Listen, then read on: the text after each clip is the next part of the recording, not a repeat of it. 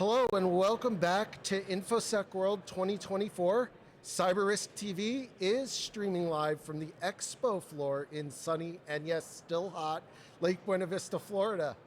We're excited to be here again, celebrating the 30th anniversary of InfoSec World. I'm your host, Dr. Dustin Sachs, and today I'm joined by Suzanne Ricci, who is the CEO at Computer Coach Training Center. And today we're talking about your just finished presentation on thriving in cybersecurity without traditional credentials.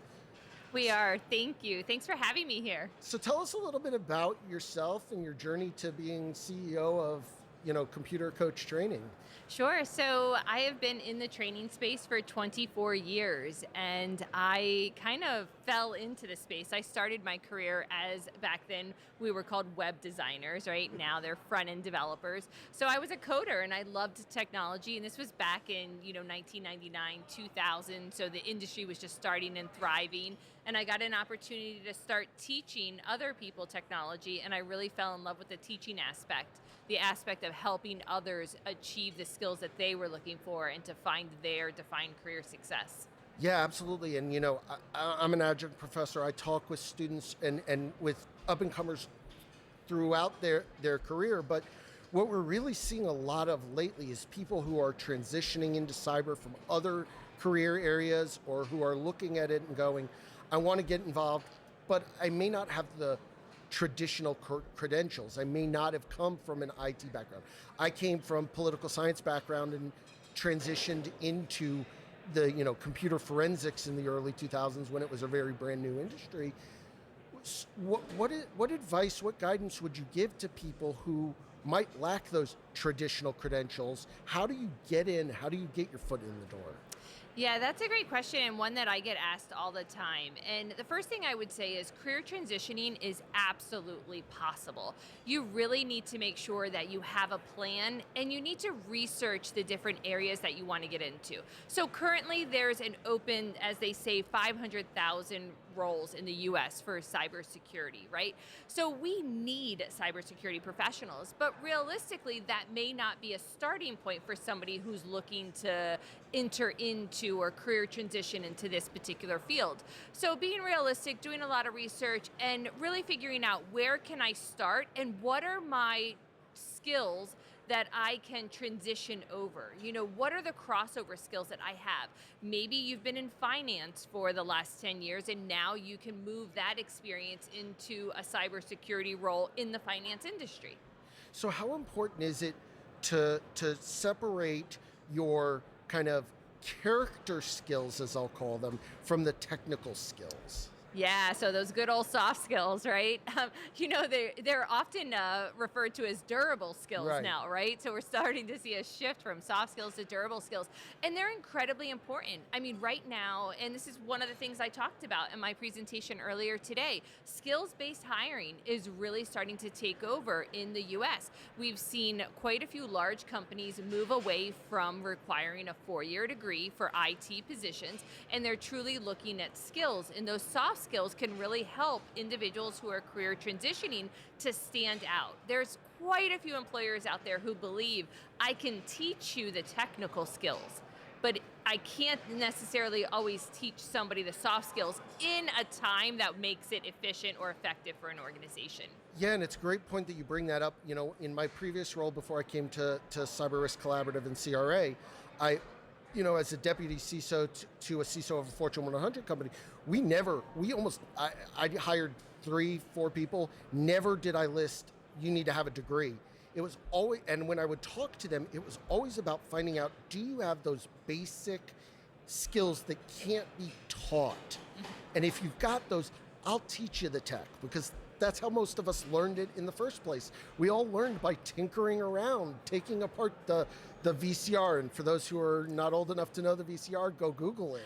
I know that we're at the point where we've got to kind of explain that to people. But it's all about having that innate curiosity, having those skills that are the durable skills, as you said. I think that's a great term for it.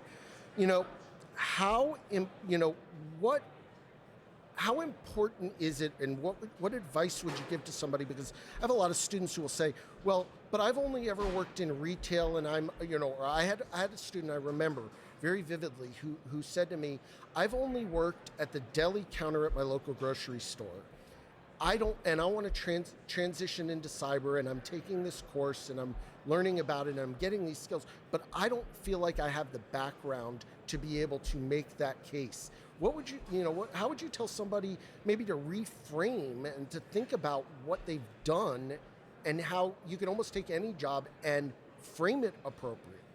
Sure, you can. And I mean, at Computer Coach, we do free career strategy sessions where we help with that. However, I would tell that particular individual, get involved in the community. So maybe the deli counter skills, although we can transition the customer service skills, right? We can, there's quite a few of the soft skills we can take from that role, but get involved in your local community. And that would be really important for that particular individual. Seek out those cybersecurity meetups that are, depending on where you are in the country, or the local, I know ISC2 has local chapters everywhere. Get involved in those particular chapters, because statistically your next role is going to come from a friend, a family, or somebody in your network. Yeah. And if you're in the community and people see, this individual does have leadership skills, this individual does have customer service skills, this individual has that natural curiosity that you just talked about, they're going to have a lot easier of a time transitioning than if they're not involved in community. And I would almost double click on it and say, I don't care where you're at, what your skills are or anything, get involved in your community, because like you said, the majority of the roles you're going to get are going to get because you know somebody in the industry.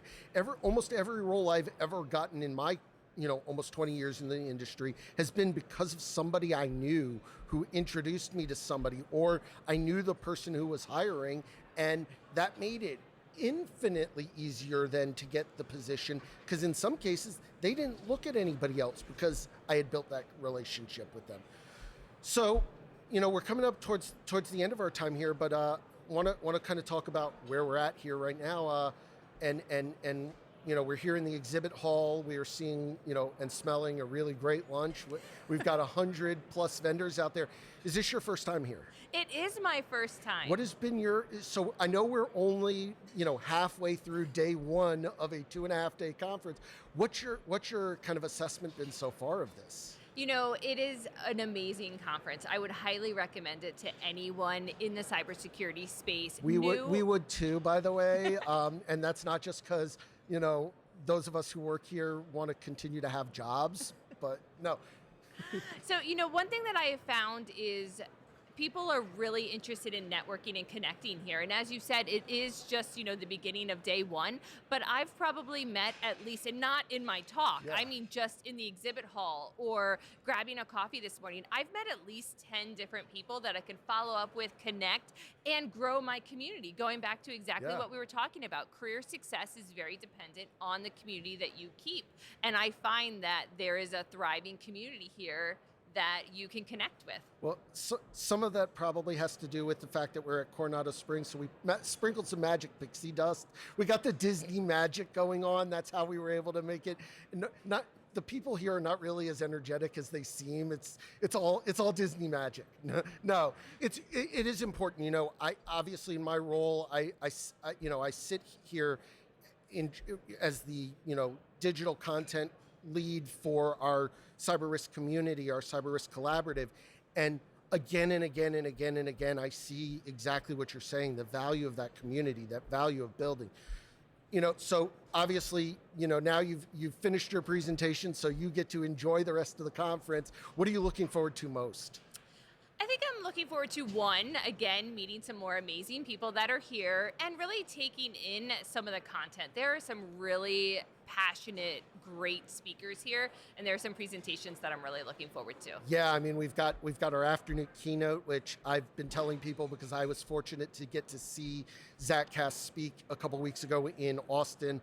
His keynote on AI is going to be amazing, and I think people are going to come out hearing some really amazing things from that. We've got tomorrow and Wednesday, we've got some really great events coming along as well. Plus, again, just like you said, the community, the growth, the taking away what I know this. It's really early to ask this, but what's probably the biggest takeaway you've had so far? Yeah, it is really early to, Yeah. let me think of it. That's a difficult one. My biggest takeaway so far. Well, again, we are early, right? Yeah, We're only of like course. 3 hours in Yeah. at this point. I think my biggest takeaway is that, a lot of times people will think cybersecurity, introverts, nobody's going to be, I'm going to not have anybody to talk to. No one's going to be welcoming. I don't know anybody there. And that has not been the case at all. And maybe it is because Disney makes it easy to start that conversation with people. But it's been a really great event where I've been able to make some seriously good connections so far. I think what's really great, and I certainly can personally appreciate it, is I think this is probably the largest gathering of introverts acting as extroverts that I've ever seen before. I mean, the number of people who I know who are here, who are sitting there, who I know are introverted, but you would never know that being here is just, it's mind-blowing. It's really great. I mean, obviously, we're still all kind of coming out of that whole pandemic mindset of being out in the public. Remote work is still a big thing, and this is a really great opportunity to get together in a really collaborative environment. We were talking earlier, I was talking with Josh Copeland, and we were talking about how great it is to be in an industry where everybody genuinely wants to help each other out. Everybody's out there to help them help do better.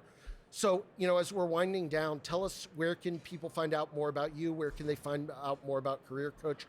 Where can they connect up with you? Yeah, I would love that. So they can go to computercoach.com, right? Just the way it sounds. It's not spelled fancy or anything like that. And then I would love to connect on LinkedIn. I'm a passionate LinkedIn user. I share a lot of resources on career success and how to help IT professionals land their defined career success, how they can move towards their defined career success. And so on LinkedIn, I'm just, /in/Suzanne Ricci. Yeah, absolutely. And definitely I would encourage, anybody who's here at the conference that's watching this, definitely find Suzanne.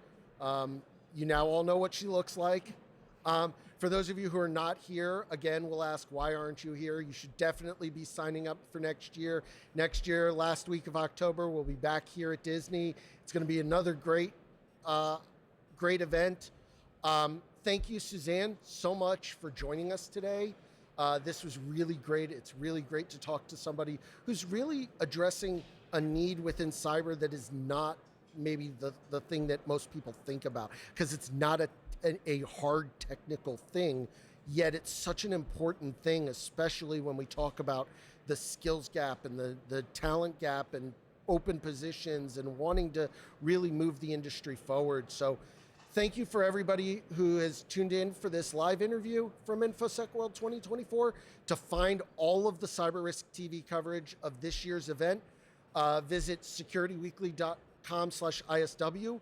We're going to be back very shortly with another one of these great chats. Thank you all for being here. Thank you again, Suzanne. Thank you to our Cyber Risk TV team that's in the background making us all look really good. They are doing a great job, and we look forward to seeing everybody here for the next broadcast that we do. Thank you.